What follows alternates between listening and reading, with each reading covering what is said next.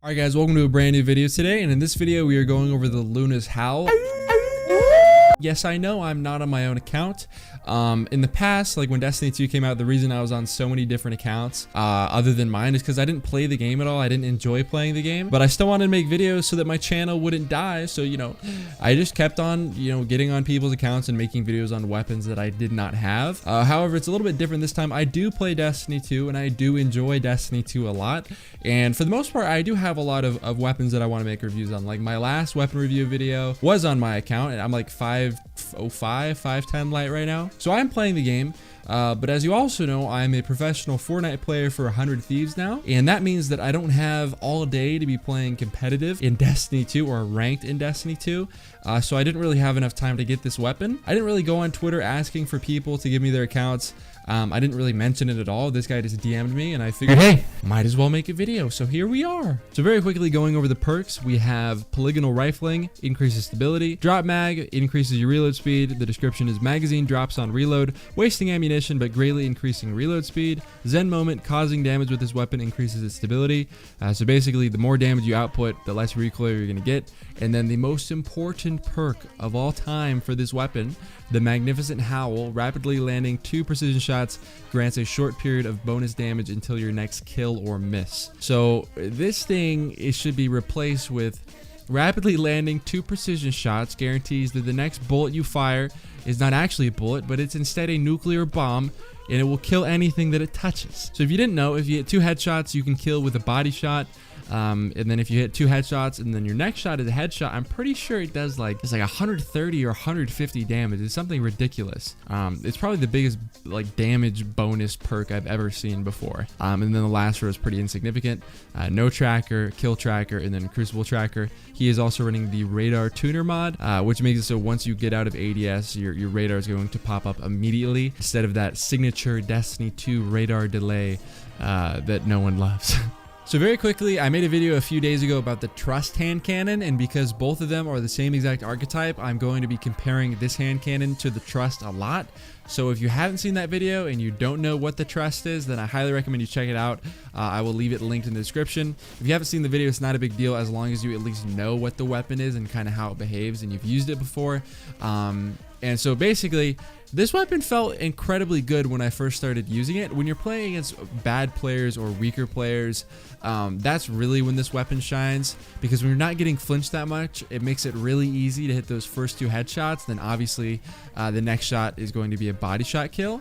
It was just a lot more difficult to use against good players just because they're flinching you a lot more often, and it's a lot more difficult to hit the first 2 headshots in a row without any bullets missing when you're being flinched by, a gun that does as much damage as like an Ace of Spades or a Dire Promise, or when people's movement is really good.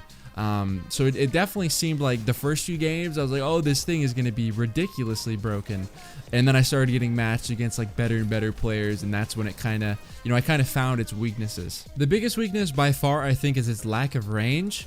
At long ranges with the Trust, I felt like I was still kind of in the gunfight. Obviously, I was doing less damage, but my headshots, when I would aim it at someone's head, they were still connecting for headshots, and there wasn't really a big problem.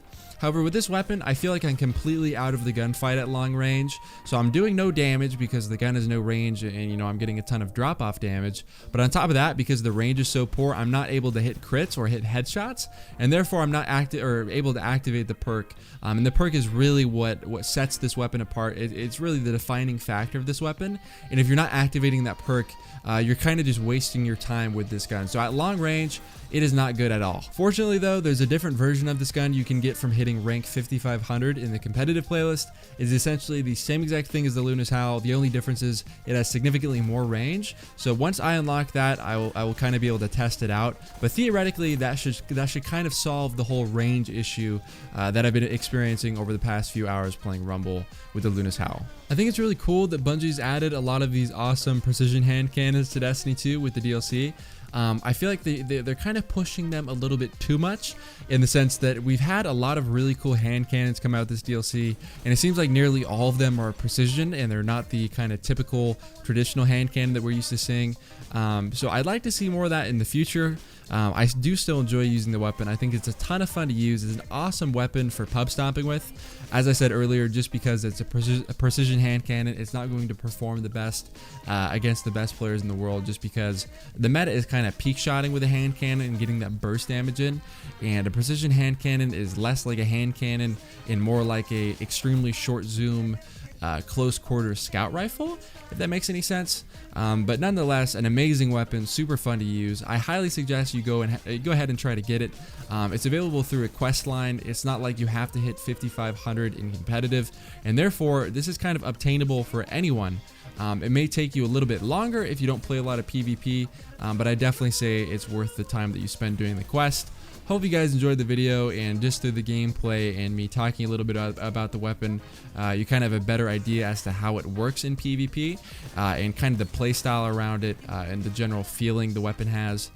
If you are subscribed and you want to make sure that you get all my videos in your sub box, go ahead next to the subscription button and hit the bell to enable post notifications. Thank you guys for watching these videos. Thank you for supporting me, and hopefully I'll see you guys in my next video. Peace.